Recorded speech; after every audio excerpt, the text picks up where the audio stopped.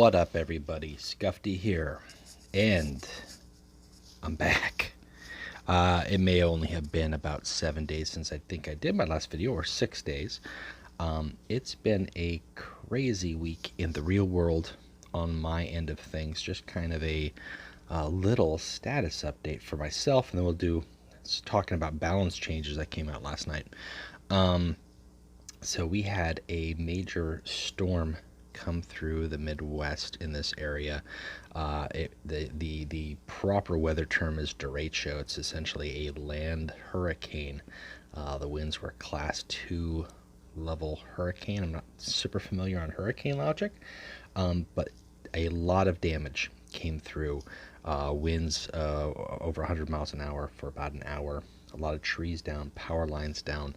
I was without power, and actually I can't just say I mean the town and the surrounding areas over the course of a 600-mile distance.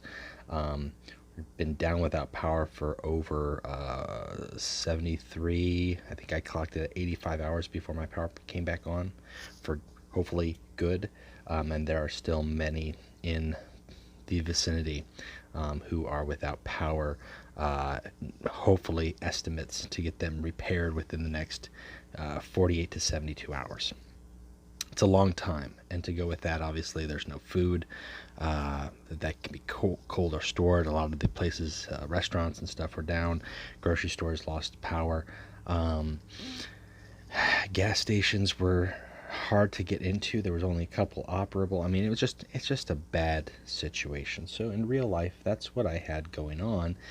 Thankfully, the office that I work at was right next to the police department, so we had power, so I was able to get my phone charged and at least stay in contact, because phones were down. I mean, you can't charge any mobile devices. Cell towers were having extreme troubles, so it was really just touch and base through the course of the week for me. I missed out on the end of the last event. I didn't get to play in it. I'm trying to make up with that this event here, this little flashback Burning of Prospero event. Really quick, I don't know what they're thinking here. The Emperor's Wrath just seems like an even a slightly crazier version of Desperate Defense. I guess they're trying to capitalize on the popularity of Descent of Angels, which, sure, why not? I mean, I think there's quite a few factions who can have some Astartes that cost 4 or less and manage to make a very good deck with that. So I kind of want to see that win like it's doing right now, because honestly, this other one, this Desperate Pact, while the artwork is awesome, I'm not a fan of the ability. If the cost was 3, I probably wouldn't mind so much. So I missed that event. I'm trying to get back into it. Last night, power came on. I was able to get in.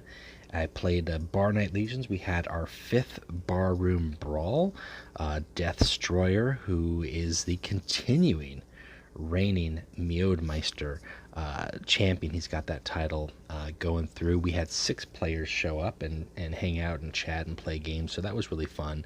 And that's actually the highest attendance we've had for a Barroom Brawl, or Bar Night Legions. But I want to talk about that really quick, because next week we've been talking, at least for those of us who have been doing the Barroom Brawl, have been talking. And if you are interested in partaking of casual fun play, next week, next Saturday, we are having the 6th Barroom Brawl. I'm going to put up links on the Discord, and when I post in Reddit, I'll make sure to announce that as well. But it is going to be an all-rare event, meaning that you've got to have 2 warlords as conquest format from 2 different factions. But every single card in your deck, including your warlord, must be rare.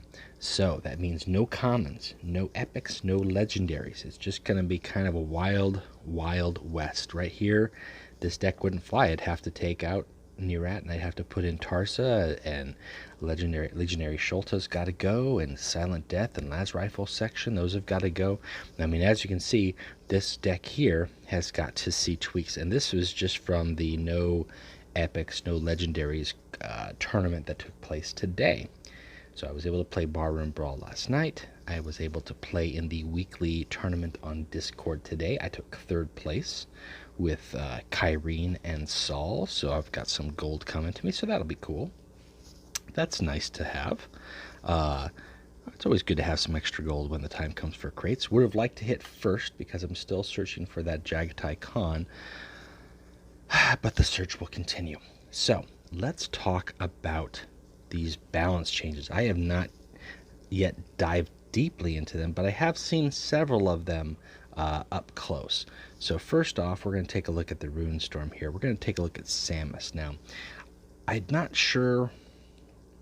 I can't say I'm not sure. I understand, I think, why they had to give him this rotation ability, where basically he's got Siege, but the first time it can attack, the next time it deals 2 damage. So it's kind of like a Shuriken style ability. I actually like the fact that he can deal 2 damage now. That's nice because compared to Kyrios, who deals 1 damage, he can deal 2, and the other warlords don't deal damage at all. In conjunction with his little what's the name of the card here? Whispers of Madness. For 5 energy, you could potentially steal a troop and not have to take any damage yourself. So I kind of like that. That's a cool thing. I'm not sure, honestly, how that will play out. I do think that they had to give it to him because some decks, super aggro-aggressive decks like Kabanda and Angron and Sanguinius, were probably suffering heavily when they faced him. But I'll be honest with you, he could have a very hard time. And given how limited the pool is for Runestorm, they're a very powerful card pool, but it's a limited card pool.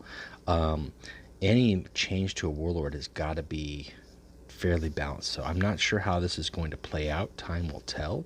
I think the rest of the faction will make up for that, and I think we'll adapt to it just fine.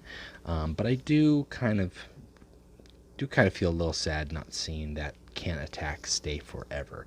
It's basically an every other turn, so you gotta be a little bit smarter with the application of it. Now, one thing that we did see too is Rot Fly and Rot Swarm. That's a big change. That's something that did need to change up here. Excuse me. These guys here, Rot Swarm of Nurgles. Now, when these guys die, just like they did before, you put in play another troop, but you're not putting in play a Rot Swarm anymore, or a Rot Fly, as it were. You're putting in the new Rot Fly, which is just 1/3 poisonous, which doesn't spawn. So its spawn doesn't spawn. I feel like it's kind of it's either a super nerf on this card, making the Rot Fly almost unplayable, because you're only going to get 1 Rot Fly out of the whole deal, unless you're able to, throw down 2 of them essentially, or really kill multiple troops on your opponent's side. But even then, it's necessary though, because the early game options between Plague Toad and Rot Swarm are very powerful and very strong. So I think that's okay. I think that's okay. It's not fantastic, but it's necessary.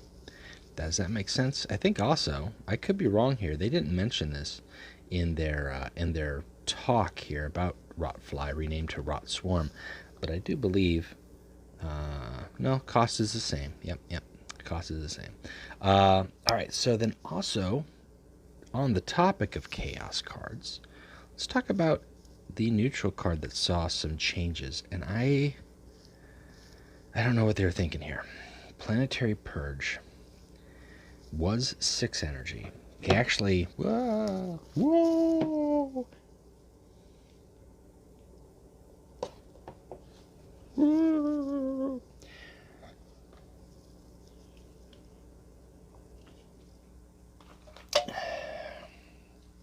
they actually reduced the cost of this card, but then they changed the effect too, and now if it deals 4 damage, if the target dies, same damage level, repeat this effect on another random unit. Instead of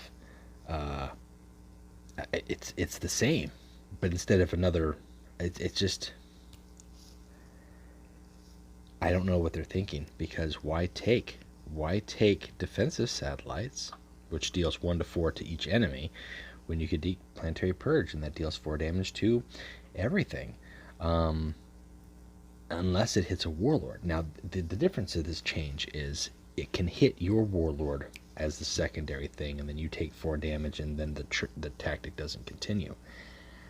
But it can also hit your opponent's warlord now too, on a clear. So potentially you could clear their board and deal 4 damage to them, or you could clear their board and deal 4 damage to you, or you could just clear 1 troop and somebody's warlord takes 4 damage. I don't know why they changed the cost. I think the change to cost still makes this a decent card to include. It's definitely 5 for 4 to multiple units is a very strong exchange. I think if they would have left it at 6 cost, it would still be fair, but very debatable if you include it. But it feels like there's still no debate here. You take a gamble, and I'm not sure. I don't think that's a change. Personally, I'm not a fan of Planetary Purge. I think it's a very powerful card. It has a very useful purpose, and it can work in certain plays. It comes in very nicely. But I do not like the continuous additions of tactics that deal damage, because they continue to fuel certain builds. And as much as I love Warp Assault and the art of these cards, and Rain of Fire, defensive satellites, volcanic instability, I like the kind of thought process of it, but the continuous fact that these are all neutral cards simply fuels an existing card pool for a deck type that is, it's just linear.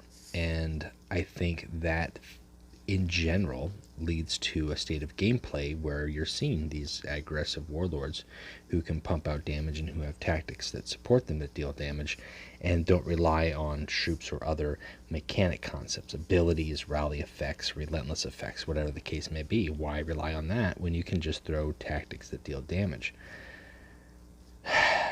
So every addition that we see to that just has me question. And when the changes aren't significant or still don't seem to make sense, I don't know how much thinking they're doing there. I think Planetary Purge is a decent card. I'd still include it as a one of in many decks.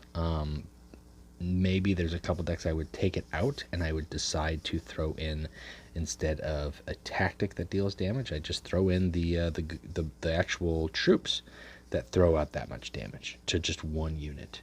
The Hunan's Mortars. I mean, you get a body and you're only going to do 4 damage to a random enemy versus the potential of doing it to everything.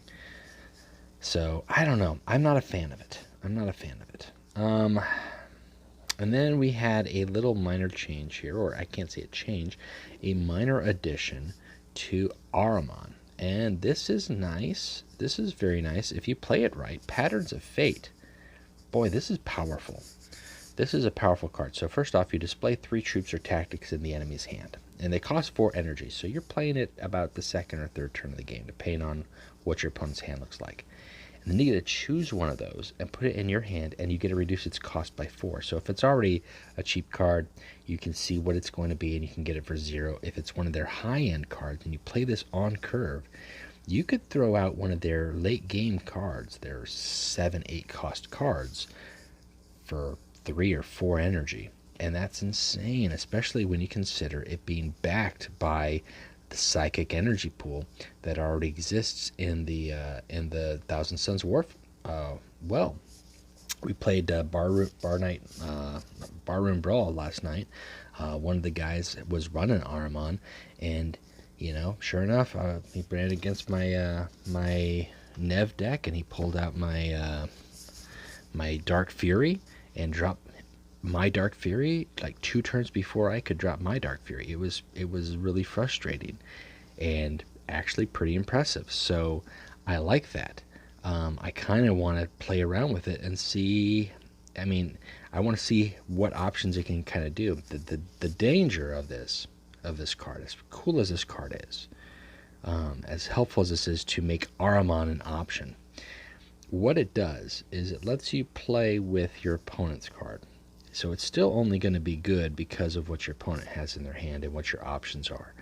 It does nothing to enhance the Thousand Suns card pool. So there's a lot of stuff here that you're just not going to play and include. Why? Why even bother? You could, but if you're banking on just playing one of their cool cards, then you just throw in, your standard core stuff, Uthazar, Astral Warfare, Izikar Ore. If you really want people to dislike you, you can use Izikar Ore and Atham. Sure. You deserve some dislike if that's the case. But it's not giving you a copy of your cards. It's not letting you do anything for Thousand Sun troops. You're literally just playing you're picking and choosing from 3 of their cards in their hand and picking the best option for you, making it cheap. And if they have junk in their hand, you get stuck with junk.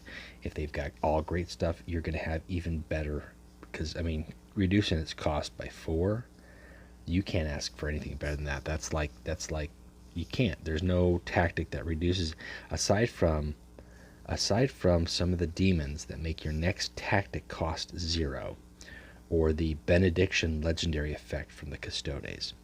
You're not going to get a cost reduction like that. Even Saul Tarvitz is going to get you a cost reduction of 3 at best. Maybe 4 if you play a card a turn ahead, if you're playing Pride of the Emperor. Or not Pride of the Emperor, but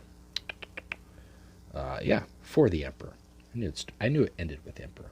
So, and that's 3 cards there to play 1 card for a cost reduction of 4, and the Ahriman's ability is just straight 1 card, pick and choose.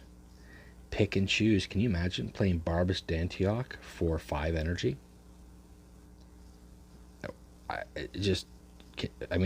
Come on. Play Cadmus Tyro for 3 energy. And then on that same turn, let's just say you've got 5 energy. Let's say you played that card for 4 energy when you had 4 energy. So your next turn, you've got 5 energy. So you can play Cadmus Tyro for 3 energy, and then just within the well of Thousand Suns card stuff, you could play any of these little cheapy attacks, or you could just throw out that 5 energy and then buff him with a Quick Blood, or throw out a Witchfire to support, or an Ashen Blow to destroy something. That's very nice. So I like that. I'm kind of curious to see how Ahriman will do. But again, I don't think anything that he's going to do successfully will be a result of changes to the Thousand Suns, more specifically changes to how he interacts with his opponent's card. And it is a little interesting, the fact that this card does nothing really in conjunction with what his ability does. So it just kind of feels like his ability at this point is an afterthought, even though it came first. So I don't know. I'm not sure how I feel about these balance changes. I like the approach to Rotfly. I don't know how I feel about Planetary Purge. I'm really kind of dismayed about it. And as much as I want to like this Ahriman thing, and I do, I like it thematically, I feel as if it's just icing it over a cake that's already been sitting out for too long. It's crappy pizza toppings, or it's pizza toppings on top of crappy pizza dough. It's putting icing on a donut that's filled with mayonnaise. Are we getting enough? Am I using some metaphors and analogies and similes appropriately for you to understand? It's giving you something that's going to look nice, and it will be nice, but ultimately does nothing for the problems that plague the Thousand Suns. And that's not saying that they don't have awesome cards. They do have awesome cards. Okay, they do, but collectively we can agree that what makes them awesome is not their card, their troops. Makes them awesome is their secondary energy pool, and that's a problem. At some point down the road, we're going to get to that. That's going to be a problem. So news coming up. I'm done talking about the updates here. I do want to talk about some news coming up. For those of you who aren't aware, who aren't paying attention, who have not, who aren't on the Discord, the Q&A. There is we just had Lehman Russ in shop. From what we gather in discussion, rumor mill, Constantine Valdor will be the next Primarch or legendary warlord for purchase at some point in time. So save your gems and keep on the lookout for that. If that's something that, if he's a warlord that you don't have, you're going to want to stay posted, because supposedly at some point, I imagine within about 2 or 3 weeks, he's probably going to be up in the sale for the shop. And I gotta say, I really like, I think Everguild is beginning to approach a once a month warlord deal, and I think that's a strong way to go. There's a lot of people who just don't have these legendary warlords. They're hard to get, and as much as some of the artwork is extremely questionable, do we have alt art, Ferris? Yes. All cards. I don't have alt art Ferris showing here. Oh, well, that's good, because I don't want to look at that. I also don't want to look at alt art Perturabo. Alt art Lehman Russ looks very nice. Alt art Mortarion is still the best alt art in my opinion. But Constantine Valdor, just doing alt arts for people who can't get the original, or who haven't been lucky enough to get the original. I just think that's a smart move. So I hope to see that continues, and if the rumors are true, Constantine Valdor is coming out next, and then most likely, you would imagine, is that Magnus at some point would be down the road before the end of the year. Also, we've got another month going before we see probably a raid event, and then what will the future bring? Will we get this new feature mode with the gems that Everguild has been putting off, or politely declining to give us any details on for almost a year now? I don't know.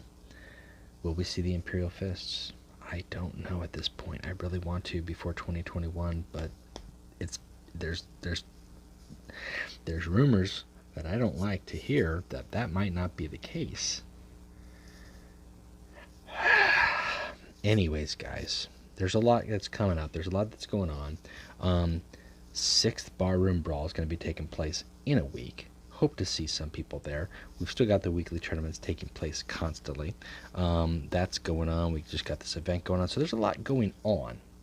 And hopefully this little balance change that we saw yesterday will be just the step, and we'll see another leap and a big faction-wide balance adjustment, which possibly could be World Eaters related, or it could be Space Wolf related. It could be Custodes related.